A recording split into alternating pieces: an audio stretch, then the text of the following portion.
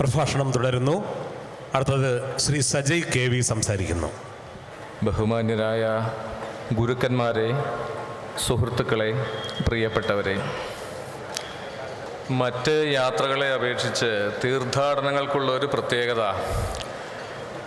അത് എത്തിച്ചേരുന്ന അവസാന ഘട്ടം മാത്രമല്ല, ഈ തീർത്ഥാടന കേന്ദ്രത്തിലേക്കുള്ള യാത്ര അത്രയും തീർത്ഥാടനമായി മാറുന്നു എന്നതാണ്. നമ്മൾ എത്തിച്ചേരുന്ന ശിവഗിരി മാത്രമല്ല, അവിടേക്കുള്ള വഴിയും അവിടേക്കുള്ള യാത്രയും അവിടേക്കുള്ള പുറപ്പാടും എല്ലാം ചേർന്നതാണ് ഒരു തീർത്ഥാടനം എന്നതുപോലെ ഇവിടെ വന്നതും ഈ സദസ്സിനോടൊപ്പം ആയതും തന്നെ ഗുരുവിൻ്റെ കവിതയെപ്പറ്റി സംസാരിച്ച് കഴിഞ്ഞ ഒരു അനുഭവം എനിക്ക് തരുന്നുണ്ട്. സമയവും വളരെ പരിമിതമാണ്. എങ്കിലും ഗുരു കവിതയെപ്പറ്റി അല്പം ചില കാര്യങ്ങൾ സൂചിപ്പിക്കാൻ ഈ അവസരം ഉപയോഗിക്കാമെന്ന് ഞാൻ വിചാരിക്കുന്നു.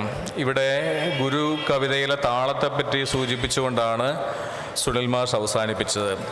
ഇത് ഗുരു കവിതയുടെ ഏറ്റവും പ്രധാനപ്പെട്ട ഒരു സവിശേഷതയാണ് എന്ന് ഞാൻ വിശ്വസിക്കുന്നു.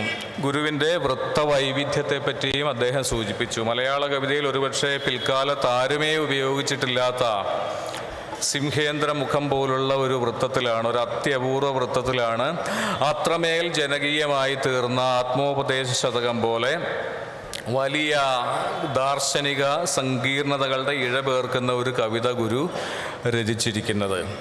ആ വൃത്തത്തിൽ പിന്നീട് ആരും മലയാള കവിതയിൽ എന്തെങ്കിലും എഴുതിയതായി നമ്മുടെ അറിവിൽ ഇല്ല. അതുപോലെ മറ്റൊരു അപൂർവ വൃത്തം എന്ന് പറയാവുന്ന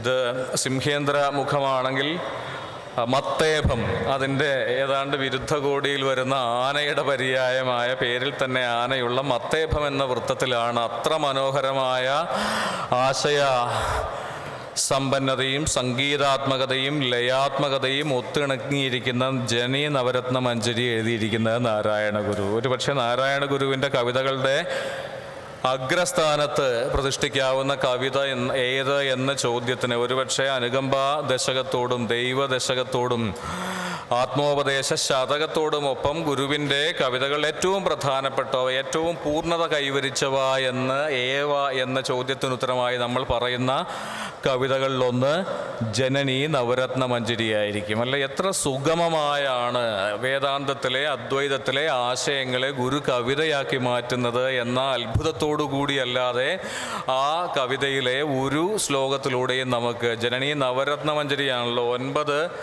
രത്നങ്ങളുടെ ഒരു മഞ്ജരിയായാണ്, ഒരു പൂക്കുലയായാണ്, 9 ശ്ലോകരത്നങ്ങളുടെ ഒരു പൂക്കുലയായാണ് ഗുരു ഈ കവിത സങ്കല്പിച്ചിരിക്കുന്നത്.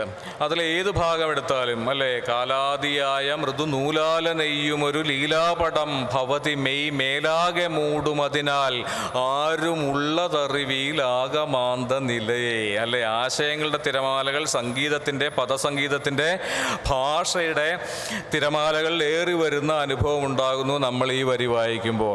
ഒരർത്ഥത്തിൽ ചങ്ങമ്പുഴയുടെ കാവ്യ നർത്തകി പോലെ ഒരു പ്രാപഞ്ചിക നർത്തനത്തെ പറ്റിയാണ് ഗുരുവും പറയുക. പക്ഷേ ഈ നൃത്തം അതിനേക്കാൾ, ചങ്ങമ്പുഴ കവിതയിൽ ഒരുപക്ഷെ പദങ്ങളുടെ കിലുക്കം മാത്രം നമ്മൾ കേൾക്കുമ്പോൾ ഇത് രണ്ടും ഗഹനമായ ഒരു താളത്തിൽ വെളിപ്പെടുന്നു ഗുരുവിൻ്റെ ഈ വരികളിൽ. കാലാദിയായ മൃദു നൂലാല നെയ്യും ഒരു അനുപ്രാസം, ഇംഗ്ലീഷിൽ അലിട്രേഷൻ എന്ന് പറയുന്ന മലയാള കവിതയിൽ അത്രയൊന്നും സാധാരണമല്ലാത്ത ഒരു പ്രാസ ഭംഗിയോടുകൂടി, കാലാദിയായ ലകാരപ്രാസമാണ്, ലകാരങ്ങളുടെ ആവർത്തനമാണ്.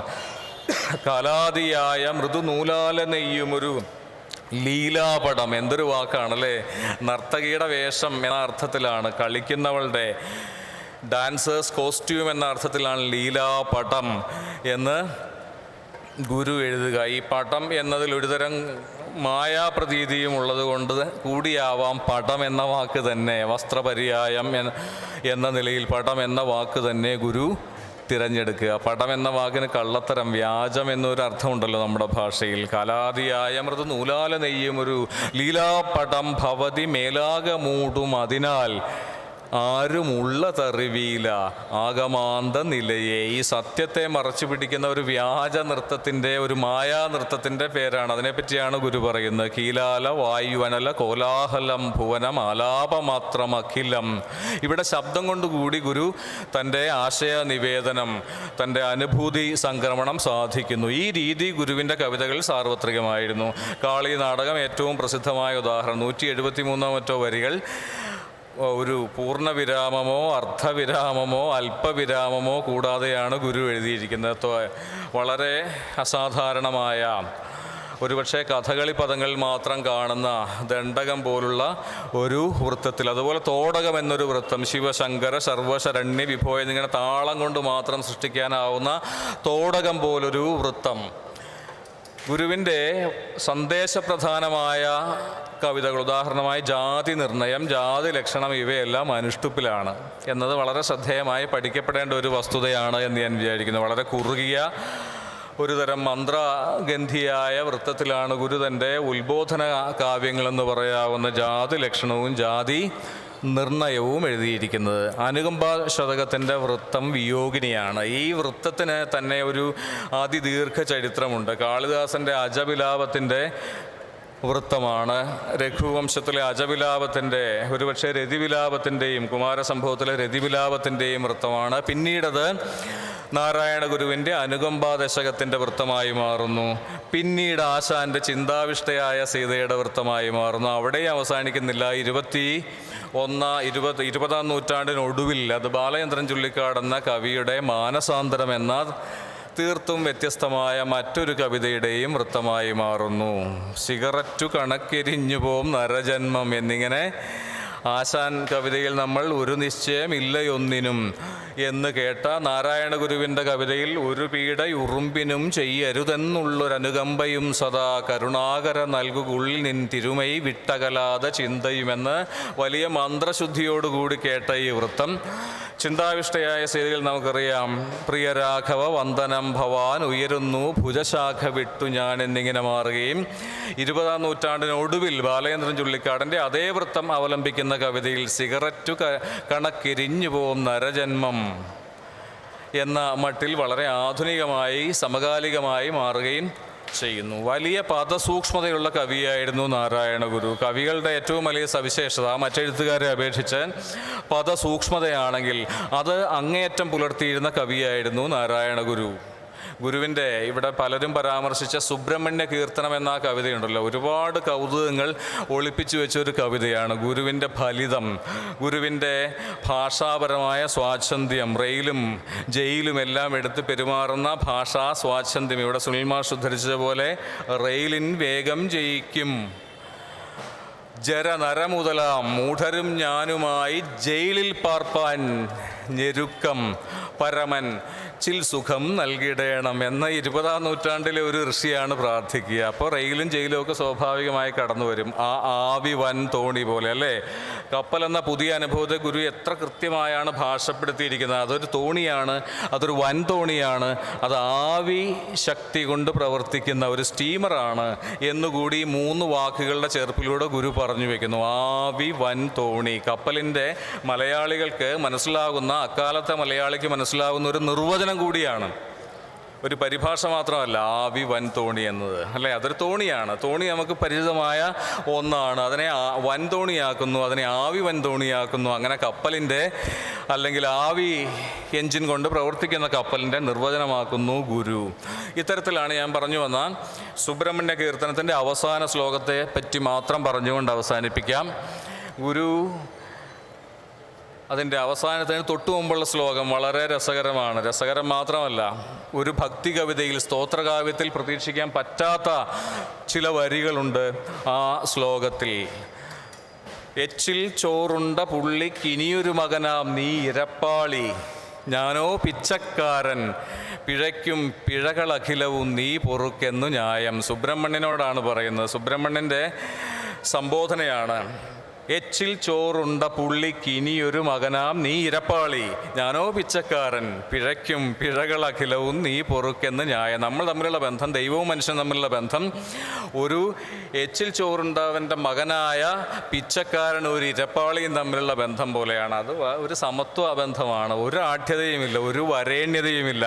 അവസാന ശ്ലോകത്തിൽ ഗുരു അർദ്ധനാരീശ്വരൻ എന്നല്ല പറയുക, പെൺമെയ് പങ്കൻ നിർമ്മാണ കുടത്തിൻ കവിള് കവിയുമാറുള്ള കള്ളും ചുമന്നും നിർമ്മാണം പോൽ അരയിലൊരു കരിത്തോലുടുത്തും നടക്കും. ഇതിനൊക്കെ ഇവിടെ മുമ്പ് സൂചിപ്പിക്കപ്പെട്ടതുപോലെ ശ്രീ പ്രഭാവർമ്മ പറഞ്ഞ പോലെ കരിത്തോലിന് ആനത്തോലെന്നും അർത്ഥമുണ്ട്. പക്ഷെ കള്ള് ചുവന്നാണ്, കുടത്തിൻ കവിള് കവിയുമാറുള്ള കള്ള് ചുവന്ന് കറുത്ത മുണ്ടുമുടുത്ത് നിർമ്മാണം പോൽ നടക്കുന്ന ഒരാളായും നിന്നെ കാണാറുണ്ട് എന്ന് ദൈവത്തെ എത്ര ധിക്കാരപൂർവ്വം അല്ലെങ്കിൽ സ്വാതന്ത്ര്യത്തോടു കൂടി വലിയ ഫലിതബോധത്തോടു കൂടിയാണ് നാരായണ ഗുരു സംബോധന ചെയ്യുന്നത് ഈ കവിതയ്ക്ക് ഒടുവിൽ എന്ന് ശ്രദ്ധിക്കുക. അവിടെ ഒരു വാക്കുണ്ട്, നമ്മൾ ശ്രദ്ധിക്കേണ്ട ഒരു വാക്കാണ്, നിർമ്മാണം പോൽ. ഗുരുകവിതയുടെ ഒരു വ്യാഖ്യാതാക്കളും വിവർത്തകരും സ്പർശിക്കാതെ വിട്ടുകളഞ്ഞൊരു വാക്കാണ്. നിർമ്മാണം ഒഴിവാക്കിയിട്ടാണ് ആ ശ്ലോകത്തെ വ്യാഖ്യാനിക്കുക. നമുക്ക് പരിചയമുള്ള നിർമ്മാണവും അല്ലാതെ നിർമ്മാനമാണ്, നാണമില്ലാതെ അല്ലെങ്കിൽ അഭിമാനബോധമില്ലാതെ ശരീരബോധമില്ലാതെ എന്ന അർത്ഥത്തിലാണ് ഗുരു പ്രയോഗിക്കുക നിർമ്മാണം പോൽ.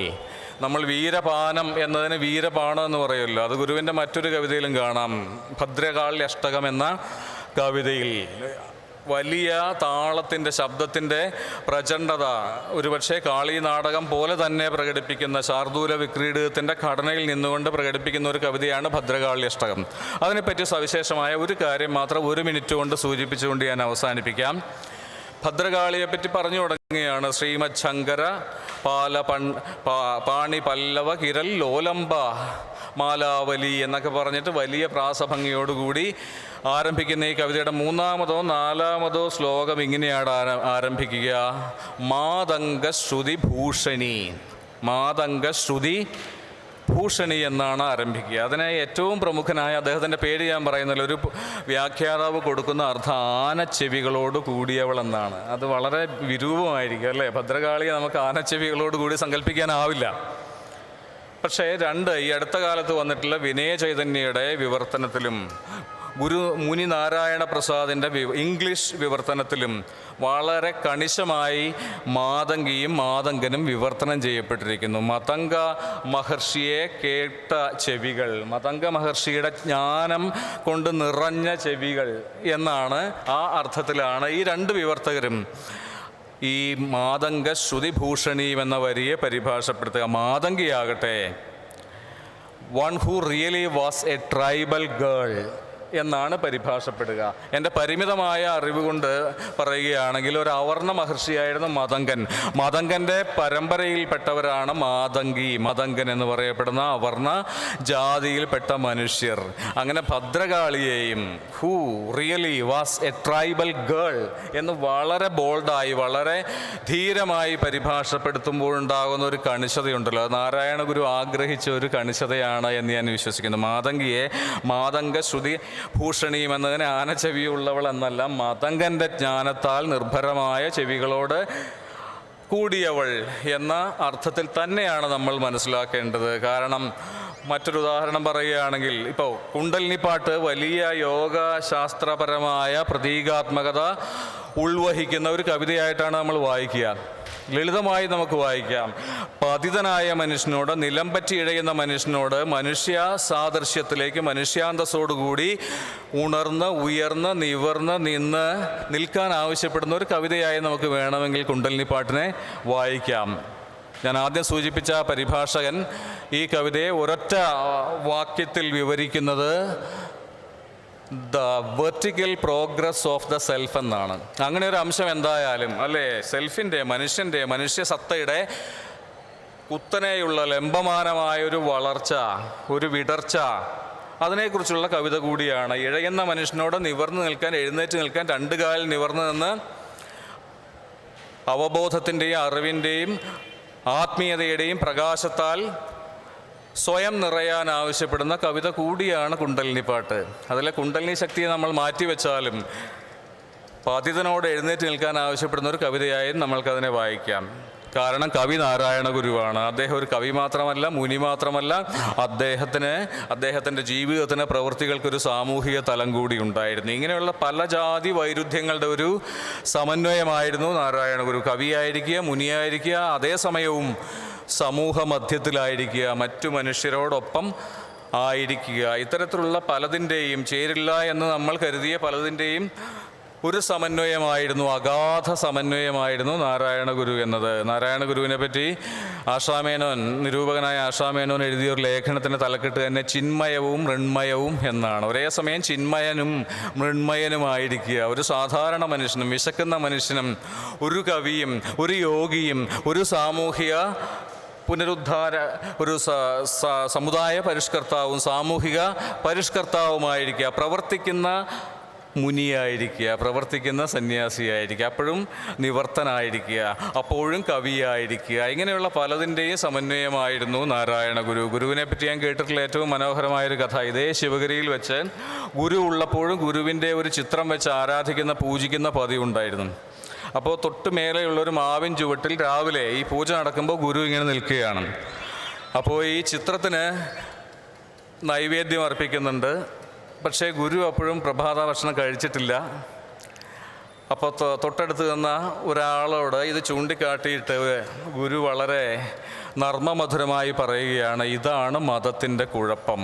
എൻ്റെ വിഗ്രഹത്തിന്, എൻ്റെ ചിത്രത്തിന് അവിടെ അതാ നൈവേദ്യം, ഭക്ഷണം ലഭിക്കുന്നു, എനിക്കിപ്പോഴും പ്രാതൽ കിട്ടിയിട്ടില്ല. ഇതാണ് മതത്തിൻ്റെ കുഴപ്പം. ഇങ്ങനെയെല്ലാം എല്ലാ വൈരുദ്ധ്യങ്ങളെയും സമന്വയിക്കുന്ന വലിയ ഒരു കാവ്യസാഗരത്തിൻ്റെ പേരായിരുന്നു ഭാഷാപരമായും തമിഴിലും സംസ്കൃതത്തിലും മലയാളത്തിൽ എഴുതുമ്പോഴും തമിഴ് പദങ്ങൾ കലർത്തിക്കൊണ്ട് എഴുതുക. പൂമലരോനും പൂമാലുമാരും നിൻ പൂമേനി കണ്ടില്ലെന്ന് ആടുപാമ്പ എന്നതുപോലെ വിഷ്ണു എന്നല്ല പറയുക, ബ്രഹ്മാവ് എന്നല്ല പറയുക, പൂമലരോൻ പൂമാൽ എന്നിങ്ങനെ എഴുതിയിരുന്ന വലിയ പദപ്രഭുത്വത്തോടുകൂടി ഞാൻ ആദ്യം സൂചിപ്പിച്ച പോലുള്ള ഭദ്രകാളി അഷ്ടകം പോലെയുള്ള കവിതകളിൽ സംസ്കൃത പദനിബിഡമായ ശുദ്ധ സംസ്കൃത ഭാഷയിൽ എഴുതി കാളിദാസ കവിതയെപ്പോലും നിസ്തേജമാക്കുന്ന വിധത്തിൽ എഴുതുന്ന, തെളി മലയാളത്തിൽ എഴുതുന്ന, അല്ലേ, അന്നവസ്ത്രാദി മുട്ടാതെ തന്നു രക്ഷിച്ചു ഞങ്ങളെ ധന്യരാക്കുന്ന നീ ഒന്നു തന്നെ ഞങ്ങൾക്ക് തമ്പുരാൻ എന്ന ശുദ്ധ മലയാളത്തിൽ എഴുതുന്ന, ഇങ്ങനെ ഭാഷാപരവും സാംസ്കാരികവും ദാർശനികവും രാഷ്ട്രീയവും സാമൂഹികവുമായ പലവിധ സമന്വയങ്ങളുടെ പേരായിരുന്നു നാരായണ ഗുരു, അദ്ദേഹത്തിൻ്റെ കവിതയും എന്ന് മാത്രം സൂചിപ്പിച്ചുകൊണ്ട് നിർത്തട്ടെ. നന്ദി, നമസ്കാരം.